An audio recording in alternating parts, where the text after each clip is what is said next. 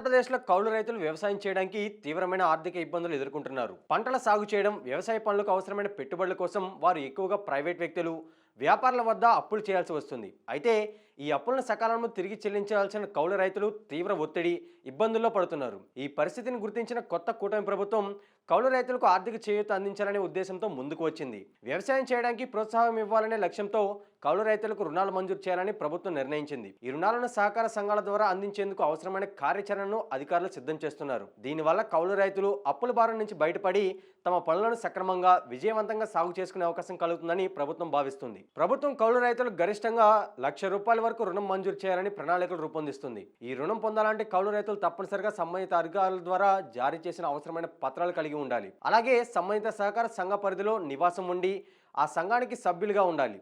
సొంత ఇల్లు ఉన్న కౌలు రైతులకు ఈ రుణంలో ప్రాధాన్యత ఇస్తారు. అయితే అసైన్డ్ భూములు సాగు చేస్తూ కౌలు పత్రం కలిగి ఉన్నవారు ఈ రుణానికి అనర్హులుగా నిర్ణయించారు. అలాగే కౌలు పత్రంలో పేర్కొన్న సాగు భూమి విస్తీర్ణం కనీసం 1 ఎకరా కంటే తక్కువగా ఉండకూడదు. రుణం మంజూరు చేసిన తేదీ నుంచి ఏడాదిలోపు అసలు మరియు వడ్డీ కలిపి పూర్తిగా చెల్లించాల్సి ఉంటుంది. ఈ విధంగా సాగుకు ప్రోత్సాహం అందిస్తూ కౌలు రైతులు రుణాలు ఇవ్వాలని అధికారులు యోచిస్తున్నారు. కూటమి ప్రభుత్వం ప్రాథమిక వ్యవసాయ సహకార పరిమితి సంఘాలు అంటే PACS ద్వారా కౌలు రైతులకు తక్కువ వడ్డీతో రుణాలు అందించాలని నిర్ణయించింది. ఇందుకోసం అధికారులు ఇప్పటికీ ప్రణాళికలు సిద్ధం చేస్తూ ప్రస్తుతం కౌలు రైతులు వివరాలు సేకరిస్తున్నారు.